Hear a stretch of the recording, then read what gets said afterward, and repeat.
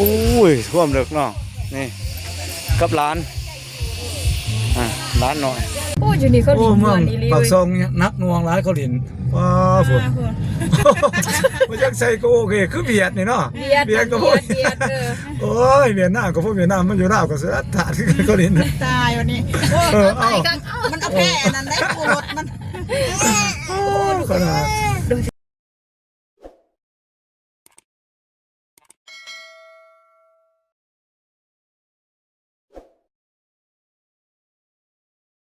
เปิดภาพมากก็สลองวันปีใหม่วันที่15ปี2026เอานี่ให้สิพากันไปเที่ยวปีใหม่กับทีมงานน้องบ้องแล้วก็ว่าตูนบ่ฮู้ว่าเพิ่น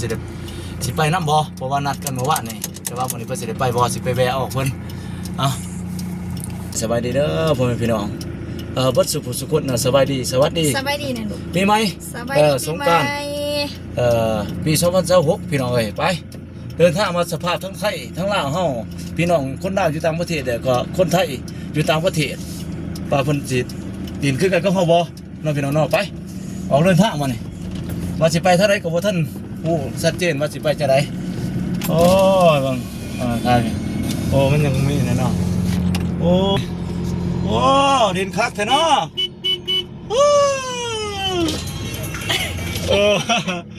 อ้าวเปียกแล้วใส่ขึ้นนะใส่ขึ้นนะพวกลูกๆอยู่ทั้งหลังรถพี่น้องเลยบอกกันระวังเด้อระวังตกรถเด้อลูกเด้อไอ้แต่สองไอ้น้องคนอยู่นั่นสิไปรับเอาทีมงานพวกพี่น้องไงไปนั่งเลยกับบ่าวตูนน้องบ้องเดินทางพี่น้องเลยไปรับน้องบ้องก่อนบ่าวตูนว่าเพิ่นสิไปน้ำหอดได้บ่หรือว่าจังได๋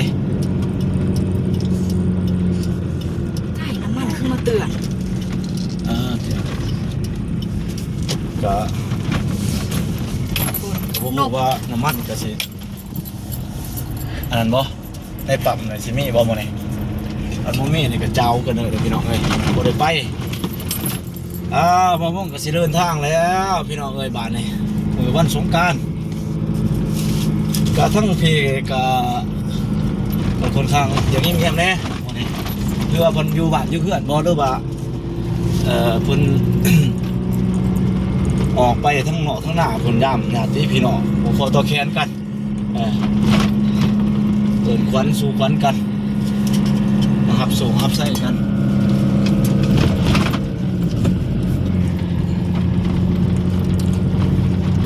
บอกเองก็สิมึงมียังมีแต่สิไปพาทีมงานเอกนั่นแหละพี่น้องเอกน้องบ้องบ่อตูนไปพรปีใหม่พี่น้องเอ้ยไปเที่ยวดินจังน้อยปีใหม่ว่าเป็นจะได้มาจากไหนมาเนี่ยบาตูนนี่เธอก็เงียบแต่นอนบาตูนเนาะ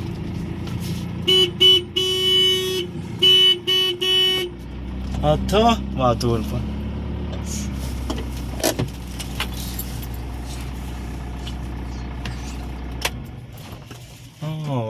บานนี่ไปเดี๋ยวว่าหรือแนวไรนอนบานนี่โอ้ยสบายดีเฮ้มาตูนกับผู้ว่าเพิ่นอยู่บ่หรือจังไดนี่เห็นแล้วรถเพิ่นพี่น้องเอ้ยมาตูนหนองบองโอ้พี่น้องเอ้ยพี่มาตูนอยู่พี่เด้อบ้านสบายดีเด้อมาตูนเด้อสบายดีโอ้เพิ่นกะเกียมบ่เสริมสรองจังไดนี่บ่นะมีไหมแล้วอ้ายก็มาแวะใส่หนองบองเด้ว่าสิชวนว่าตามนัดกันว่าสิได้ไปเที่ยวตาดเที่ยวยังเด้แนวไหนล่ะมื้อนี้บ่ตูนโอ้ยบ่ตูนคือว่าเพิ่นสิเสริมสรองน่ะพี่น้องเอ้ยกันเมื่อวานมื้ออื่นนัดมันมื้อนี้อ้าวมื้ออื่นบ่มื้ออื่นบ่อ้ายว่ามื้อนี้โอ้ยบ่แม่นนะซั่นอะไรไปหาบ่แม่นบ่มื้ออื่นคักบ่มื้ออื่นหั่นมื้อนี้บ่ไปน้ำอ้ายบ่เนี่ยจะได้บ่ตูนโอ้นี่ยังไปหาหมอวาตูนเป็นยังล่ะวาตูนไปห้ามแผนห้ามหมอเพิ่น หาหมอกันหาหมอดูนะเพิ่นเห็นแนวบ่ดีในตัวเฮาเพิ่นก็อยากเป็นปัว โอ้ปีใหม่ถือว่าปัดเป่าสิ่งบ่ดีแน่นั่นบ่บ่ตูนโอ้โดยใช้ได้น้องบ้องไปใช้ได้จะก็ต้องใช้มาบ่เด้อ บ่ได้ถามเพิ่นเอาสิโอ้ยคิดว่าเว้าตูนสิไปนำบ่นี่ก็ซั่นเป็นมื้ออื่นเนาะบ่ตูนเนาะ มื้ออื่นแล้วไปนำบ่ได้เลยมื้อนี้ วันนี้เพิ่นบ่ได้ไปแล้วพี่น้อง โอ้อ้ายก็คิดว่าสิได้ไปนํกันครับบ่ตูนบ่เจ็บบ่ได้มาหาบ่ทีมงานมีไผมาหาบ่ส่วนนี่ ฮะ ทีมงานเฮาหั่นแหละว่า มีไผ ไปกับสิแม่นไปท่องไปพักไปพรเนาะมื้อนี้เนาะกับครอบครัวบ่กับพี่กับน้องหั่นแหละอยู่เอ้าบ้านนี้พี่น้องเอ้ยเฮ็ดแล้วอยู่เพื่อนอยู่กับบ่าวตูนบ่าวเองก็ตั้งใจว่าสิมาส่วนเอาน้องเพิ่น เดี๋ยวบ่ได้ไปนำได้มื้อนี่ ทั้งบ่าวตูนนี่ก็น้องบองเอ้า ได้ บ่ได้ไปบ่มื้อนี้ เดี๋ยวมื้อนี้บ่ได้ไปนำ โดย ได้ไปหาหมอ โดย ยังสิไปหาหมอจัง โดยก็ แต่ว่ามื้ออื่นเดี๋ยวสิเซ็ตใส่ โดย ไปใส่ก็สิเซ็ตมื้ออื่น โดยบ่เป็นหยังฉันมีแต่น้องบองเด้เป็นจังได๋สุขภาพน้องบองแข็งแรงดีบ่ แข็งแรงปกติ โดยก็พยายามไปตรวจเด้อไปตรวจท้องตรวจไส้เด้อเว้ย เลย บางอย่างดูได้กันให้มันคักมันแน่โดยมีแต่มื้ออื่นโอเคเนาะ เลย โอเคอ้ายก็ยันว่าให้ได้คำตอบว่าน้องสิไปนำบ่หรือว่าบ่ได้ไปนำเพราะว่าบ้านนี่นัดกันแล้วกับบ่ตูนน่ะนัดแนวไหนมื้อก่อนพุ่นเนาะว่าสิไปเอาผ้าลงนํกัน เลย เฝ้ากับบ่ตูนน่ะแต่ว่า บ่ได้ไป ก็บ่ได้ไปซักมื้อบ้านนี่ เรียกเลยข้าเรียกก็บ่ได้ไปเลยบ่ได้กิน บ่ตูนก็ค่าเวียกก็เลยบ่ได้ไปนํกัน แต่ว่ามื้ออื่นน่าคาดว่าสิได้ไปนํกันเนาะบ่ตูนเนาะประสานกันอีกเทื่อนึง เดี๋ยวจะประสานอีกทีหนึงเลย โดยยืนยันอ้าวขอบใจหลายบ่ตูนเอ้ย ใจคือกัน โดย เลย อ้าวโอเคบัดนี้พี่น้องเอ้ยก็เลยมาหาน้องเพิ่นเพราะว่าน้องบ้องก็เพิ่นก็ยังถือผ้าคาถอดเลยเพิ่นยังเมื่อยเพลียนั่นแหละพี่น้องเอ้ยตามภาษาคนถือผ้าก็สิต้องการพักผ่อนต้องการเวลาพักผ่อนเลยก็ความสงบของจิตใจของน้องเพิ่นนั่นแหละเพราะว่าเพิ่นก็บ่คือมันก็ต่างกับคนที่ว่าปกติที่ว่าบ่ได้ถือผ้าคาถอดนะก็เข้าใจน้องเพิ่นก็มื้ออื่นเพิ่นได้พักผ่อนได้มีแห้งมีเหือมีแห้งแล้วก็จังสิได้ไปมื้ออื่นจังสิเพิ่นสิให้คำตอบอีกเทื่อนึงสิชวนกันไปเลาะเบิ่งไปเที่ยวยามเยี่ยมสถานที่ต่างๆที่มันจบมันงามเป็นธรรมชาติได้พี่น้องเอ้ยเอ้าว่าวงก็สิได้เดินทางต่อได้ไปบ้านพี่น้องเอ้ยโอ้ฮอดพี่แล้วบ้านกงตะยูนพี่เด้อพี่น้องเอ้ยบ้านนี่มีหนุ่มๆเพิ่น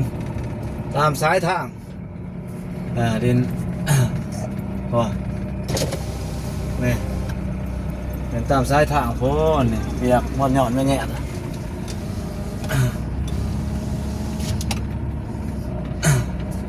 ก็คือเคลื่อนเติบพี่น้องเลยถือว่าต่างจากวันปกติอยู่มายังสิฟ้าเลาะเบิ้งทั่วในเมืองตะแตงเขานี่แหละเราเป็นเด็กกิจกรรมเป็นยังแน่มีแต่หุดหนักบ่ตามสายทางหรือว่าแนวใด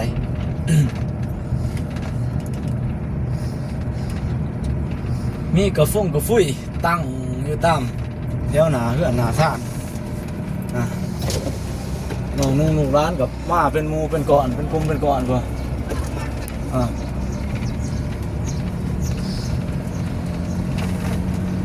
อากาศกำลังร้อน อากาศกำลังร้อนบ่เวลา 10 โมงก็ผู้นี้กลางเพลน แซดลูกคนเปียกจะแทงบ้านนี่ อ้าวฝน ดีๆให้เพิ่นพดกันกับ มี เด็ แต่ ก กลุ่ม น้อ วั ย ยรุ่นเพิ่นเด้อนี่อันนี้เด็กเขาลิ้นทุงยางหน้านี่เจ็บได้นี่ ตามกลุ่มวัยรุ่นเพิ่นลูกเด็กเล็กแดงลูกเล็กน้อยอ้าวมันพดรถให้พร้อมนี่ขึ้นรถขึ้นหน้านี่กาเกี่ยมไปแล้วก่อนหยอกค่อยตามภาษาดีไหมพด เอาความซุ่มเย็นใส่กันพี่น้องเอ้ย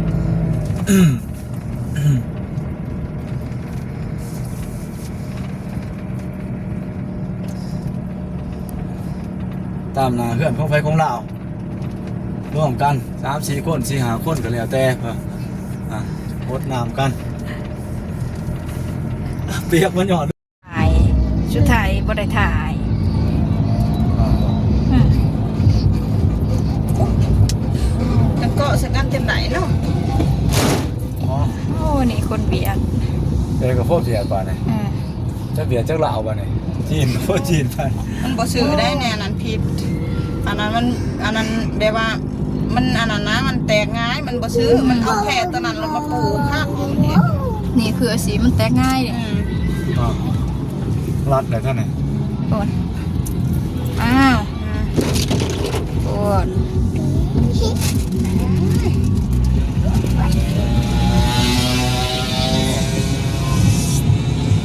ข้าวบ่ฮักกันจังน้อยแล้วรู้ขนม เด็ก อ๋อเบียดจีน เจอ ป่ะ จ เนี่ย อดไป สนับทนีป่ะเราโยงกัน ตั้งงูตะพัวขอยกันงู โอ้จะแกงยังใส่กันเรื่องพวกพวก โอ้อยู่นี่เขา โอ้ ดี เมือง ดีเลย ปากซองนักนวงร้ายเขาหลินว้าฝนมันยังใส่ก็โอเคคือเบียดนี่เนาะ เบียด ก็พวก เบียดโอ้ยเวียดนามก็พวกเวียดนามมันอยู่ลาวก็เสือถาดเขาหลิน ตายวันนี้ เอ้า มันเอาแค่อันนั้นได้ปวดมัน ขนาดมวนเข้ามวนได้มานี่โอ้ยมาเติมน้ำก่อนนักนวง เขาเติมน้ำนะ เติมน้ำคอน้ำน้ำเพลิน ได้จีนกับลิ้นคือ มี กั แต่ น ให้เขาฮดเขาบริฮดเขาได้นี่น้ำเบิดอ่ะจีนแต่ว่าในห้างจีน แมน แม่นเด้ เพิ่นก็ยิ่งพวกเพิ่น ถ้าแกจีนน่ะยิ่งอยู่พุ่นบ่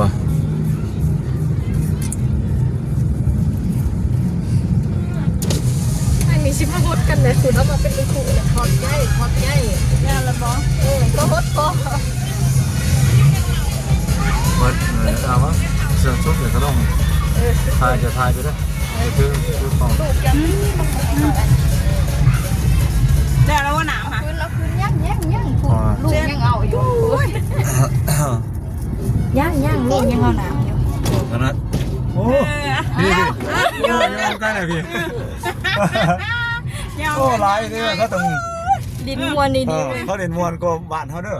มันแต่งเขาบ่บ้านนี่พี่เด้อเพิ่นเขาเล่น โอ้ยแห่งคำแห่งมวนเนาะ เขามาแต่เรียนเด้ บ่จักหนาวเลยนะโอ้ฝนเต็มรถมองรถแท็กเตอร์บ่เห็นน่ะจะไปใส่บัตรโอ้คนไม่มีรถแท็กเตอร์ทั้งหนาวเลยใช่บ่เต็มแล้วบ่เนี่ยยัง เนี่ยเต็มระมูนาสิโค หลวงแกเอาชิเต็มได้ไรจะตักพวกหมูน่ะ เพิ่นก็พ่อเพิ่นนี่โอ้ยเนาะ อยากได้พ่อเพิ่นนี่เอาอ่านมาอีกแล้วครูตัวนี้ โอ้ยบักอ้วนหน่อยตัวนี้เอาดีขนาดน่ะเอาหลายเฮ็ดตลาดก็ว่าจอบเฮ็ดมาจอบฮดกันได้เลยบ่ล่ะเอ้ามันเปียกเลยก็เปียกม่วนไปอันนี้อากาศมันก็ร้อนแน่ เนี่ย ของน้องๆ บิวยังใส่ ฝุ่นหนาวเลย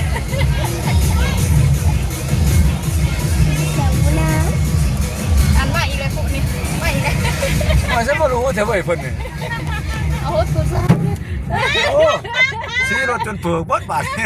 เช้าแก่เช้าผู้เดียว เมื่อยเลยสอบเลยตอนนี้เอาอีกแล้วโดยจะใช้แฮมมั้ง ก่อนโอ้ฟดฟื้นแฮงเนาะเมืองถ้าแต่งเขาบ่ปานนี่เนาะนี่เขาเล่นดีๆดอกไว้ทั้งเมืองปักซองนี่ โอน บ่ทุกหน้าทางเนาะทุกเนาะเพื่อนแต่ละ เพื่อนเลย หน้าเพื่อนแต่ละหน้าเพื่อนมีเอาพักก่อนเอาถ้ากันเติมน้ำจักหน่อย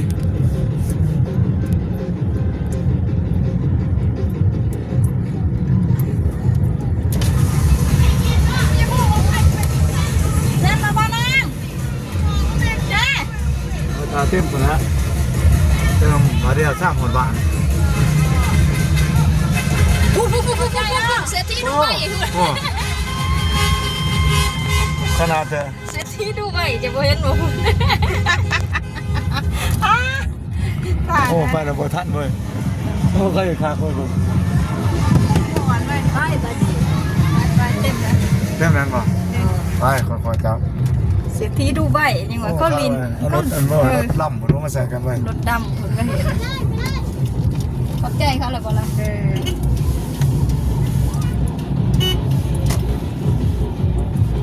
เช็ดมาหน่อยนี่สิมาสัมถ่ายได้มันเหยียบมึง มีน้ำเลย สู้ขึ้นได้บ่ได้เลยนะ โอ้มวนดีๆเกาหลี โอ้เล่นม่วนคักมันส่งฝากทางเลยเนาะ แม่ โอ้เล่นกันนักมองแฮง โอ้ปีกก็ปวด ปวดเลยขนาดนั้น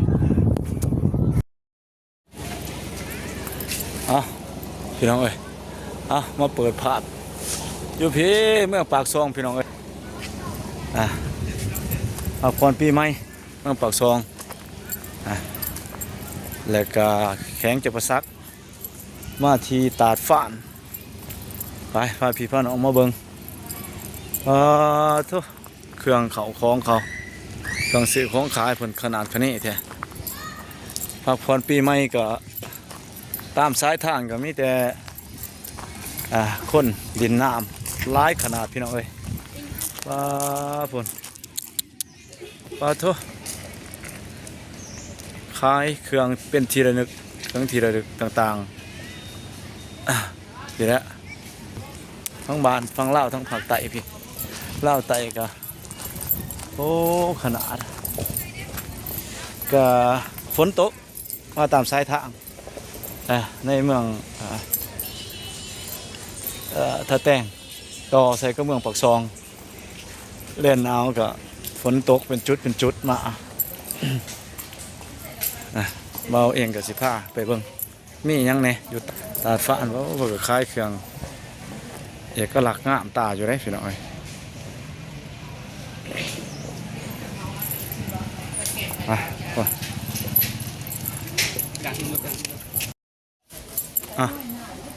ไปต่อพี่น้องเลย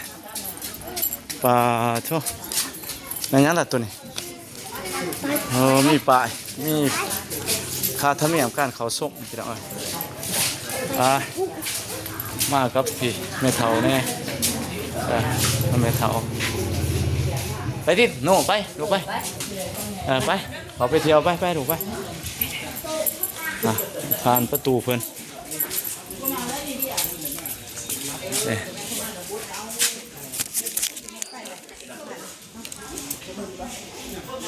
ตาดฝาน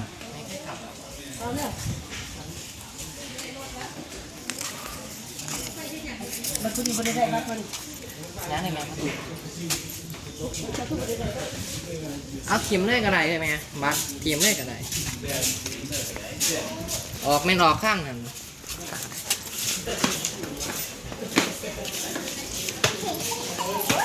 ไปบ้านไปมาพร้อมทีมงาน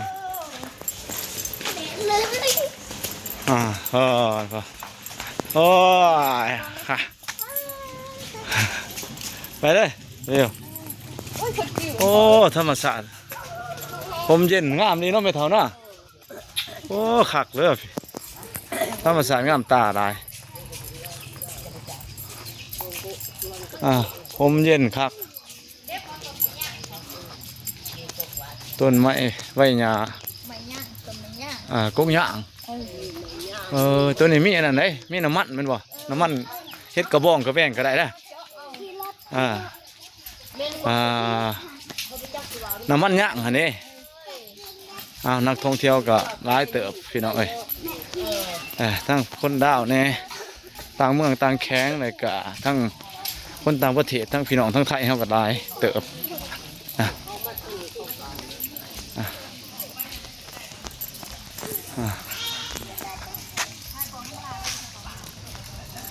รีสอร์ท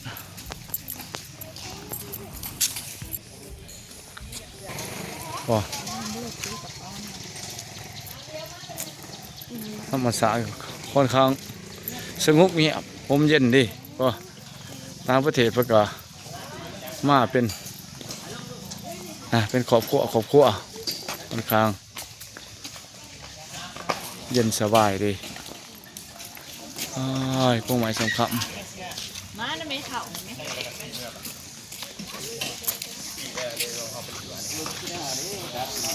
บนได้ไปเบิ่งสลิ่งสลังเขาอยู่บนได้แล้วปะนี่ นาจิเมนทั้งผุนบ่ไปย่างเขาไปเลาะไปจังมาจากท้ายหุบจังมาน้ำหลังตัวนี้หอยมันบ่หอยขี้เลยนี่คักเถอะเว้ยโอ้คักเนาะเป็นเครื่องดินเล็กหน่อยได้นี่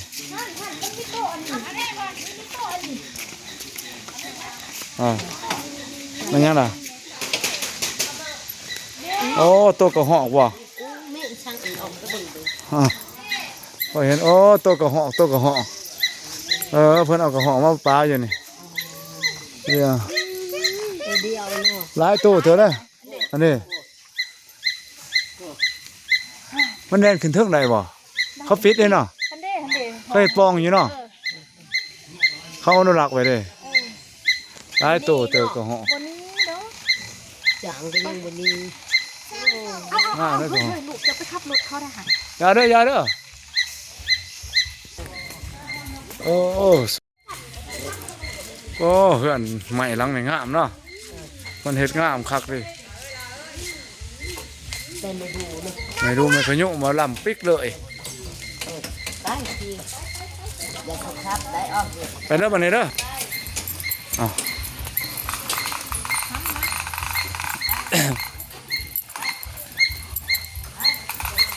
ผมเย็นได้เต๋อพี่น้องเอ้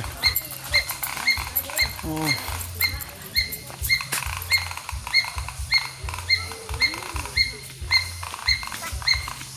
ยังหากเพิ่นยังอนุรักษ์ธรรมชาติงามอยู่เนาะ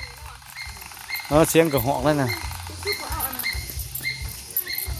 เพิ่นมีเสียงเพลงอะไรอยู่รุมโอ้โหบ่น่าสิทายแล้วมันทายบ่ได้มันน่าสิเป็นติดเอกสิทธิ์เขาที่มันมีเสียงเพลงได้ทั้งรุมโอ้อากาศตั้งเย็นเนาะลมเย็นแน่เนี่ยความเป็นธรรมชาติงามคักระวังรถเวลาเลยวันนี้ก็สิถ้าบ่าวงทายแล้วก็มันมีเสียงเนี่ยก็บ่าวงอาจจะได้ไปผากเสียงเอาพี่น้องเอ้ยบางจุดที่จะอาจจะได้ผากเสียงเอานี่ไปนี่ทางแยกไปพี่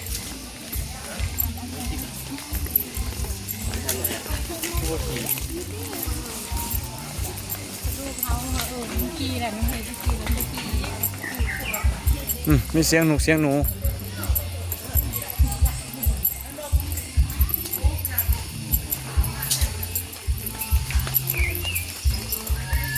ี่เพิ่นเปิดเพลงเพิ่นนะ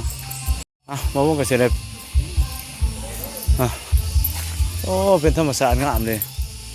ก็จะได้พากเสียงเอาพี่น้องเพราะว่ามันมีเขาเปิดเพลงอยู่เพิ่นกันติดเอกสิทธิ์เพิ่น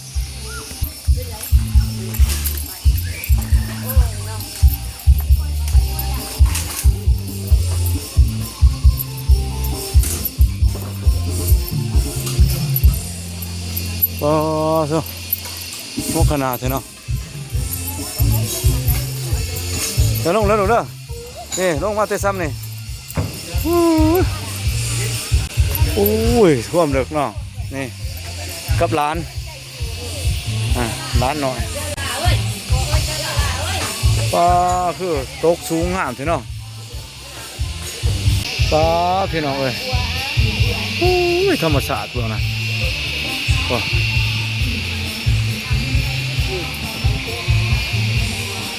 ต้นน้ำอยู่ป่ะ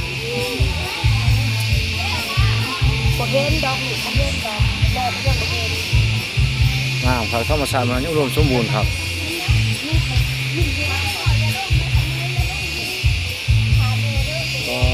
เท่า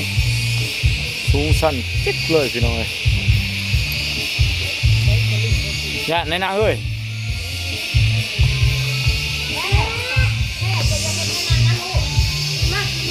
อ่ะพี่น้องเอ้ยมาปาดนี่ปาดทุกมาตาดมาต่อกันที่แบดเบิร์ดพี่น้องเอ้ยก็เลยสากมานำรถกะไหลโบราณ%ได้อยู่10%กับสิทายต่อให้พี่น้องเบิ้งผู้คนควรผ่านหลายสมบรรยากาศตาดผู้คนหลายสมควรพี่น้องเอ้ยนี่เอิ้นว่าตาดเที่ยงอยู่เมืองปักซองแล้วก็มีตาดฟ้านที่บ่าวผู้วงเลยถ่ายมา2สถานที่ที่แตกต่างกันใกล้กันบ่ไกลนะสถานที่อยู่ในเมืองปักซองคือกันแวะมาเบียมายามเบิ่งผู้คนก็หลั่งไหลไปมาสมควรเก็บภาพบรรยากาศการท่องเที่ยวพักผ่อนปีใหม่มีแต่คนลาวเลยกับต่างชาตินะทุกทั้งต่างชาติเพิ่นก็มาระวังเลยดูเด้ออย่าเลยดูเด้อค่อยๆเลยจะสิเต้นนั่นน่ะที่คอยยางลูกที่โอ้ยจนน่ะก็เต้นพิษค่ะเต้นพิษ โอ้ยเต้นพิษนี่ดมเด้อเว้ยโอ้ยอย่านะดุไปมาบังตาตัวนี้เป็นขัวเป็นบอลดินน้ำตัวนี้เปิดว่าตาดเยื่องเอายาเลยตกเลยดุเลยนี่บอลสถานที่นะตกลงไปนี่ได้งามหมดตัวนี้ธรรมศาสตร์ก็ค่อนข้างงามเลยเนาะหักลายเหมาะสมในการมาพักมาพรแต่ก็มาท่องมาเที่ยวอยู่เขตทั้งเบื้องพี่จะมีสถานที่บอนอาบน้ำแต่ว่าก็น้ำกับค่อนข้างอย่าคุ้นแน่พี่น้องเอ้ยบ่ก็จะคุ้นแน่ส่วนตัดเนี่ยแต่ว่ามีบอนพักบอนนั่งบอนเศร้าให้กับลูกๆร้านๆผู้ใดมากับครอบครัวก็มาพักมาพรแช่น้ำเล็กน้อยได้คือมันมาพักพรเลยก็ธรรมศาสตร์กับคนขางงามเลยว่าพี่กระสีแมนต่อจากจุดของตาดฟ้านมันเป็นลำห้วยไปเชื่อมโยงต่อเสียกันพี่น้องเอ้ยระหว่างตาดฟ้านกับตาดเนื้อ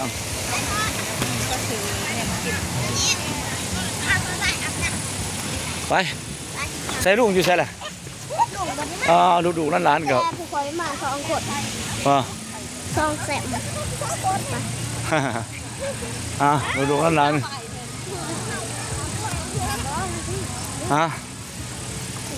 จะเป็นเลินหญ้าเลินยังพี่น้องเอ้ย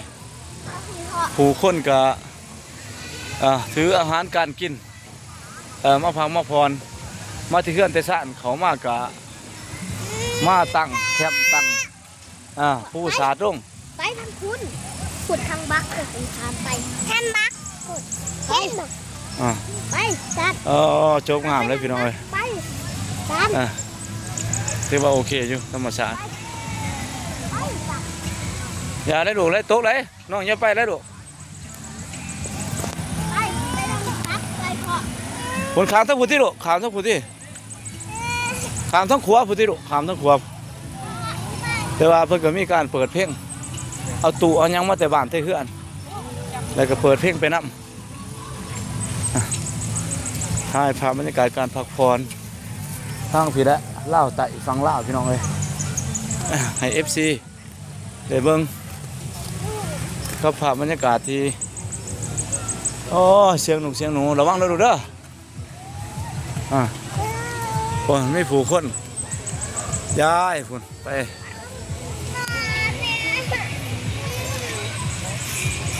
ชาวต่างชาติก็หลายมีชาวต่างชาติฝรั่งมันก็ถ่ายคลิปคือกันพี่น้องเอ้ย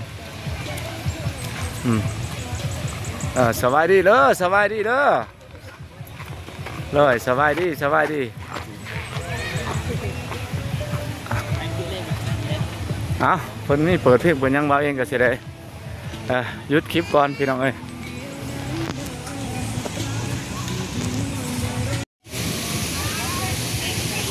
เอาป่านนี่พี่น้องเอ้ยสิย่างลงไปเบิ่งตาดจังหน่อยก่อนสิกลับบ้านกลับเพื่อนผู้คนเอ้ยผู้คนก็พ่วนผ่านหลายสมควรพี่น้องเอ้ยบรรยากาศก็สวยงามเลยก็พอสิให้เบิ่งก่อนดูเบิ่งเจ้าน้อยพี่ไปบุกเบิ่งความสูงของตาดก่อนก็ทุกคนอยู่พุ่นมีคนไปเบิ่งอยู่พุ่นมีทางลงไปเลือกสูงสั้นพี่น้องเอ้ยเที่ยวทัศน์ธรรมชาติค่อนข้างจบงามเที่ยวทัศน์ธรรมชาติเราเองก็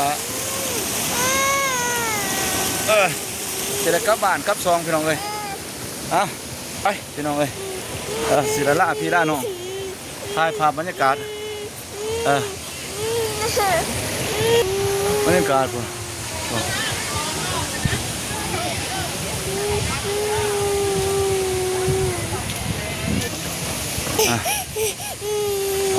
ทุกมันมาถึงก็เห็นภาพบรรยากาศงามเลย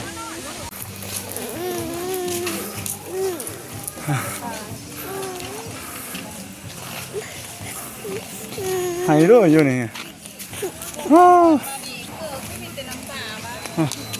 มันว่ามีขนมที่อยู่นี่ไปแม่เพิ่นไปใส่อะไรมาแล้วบ่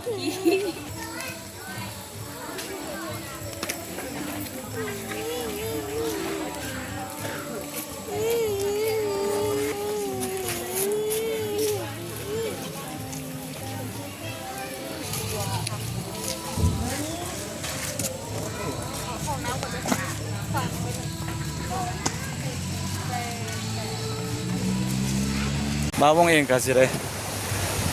กลับบ้านกลับซองกับขอบใจเด้อพ่อแม่พี่น้องพี่ไปสุขุสุขคนที่เขามาเบิ่งคลิปของบ่าวผู้วงเป็นมือพักผ่อนมานี่แล้วก็สิได้เดินทางกลับบ้านภาพบรรยากาศให้กับพี่กับน้อง FC อยู่ต่างประเทศอยู่ลาวทุกคนทุกแห่งพี่น้องเอ้ยวันปีใหม่ให้ทุกคนมีความสุขเดินทางไปใช้กับข้อให้สะดวกสบายมีความสุขในการไปเยี่ยมไปยามพ่อแม่พี่น้องเสร็จกลับก่อนพี่น้องมานี่โอกาสหน้าพ่อกันใหม่เด้อพี่น้องเอ้ยบ๊ายบาย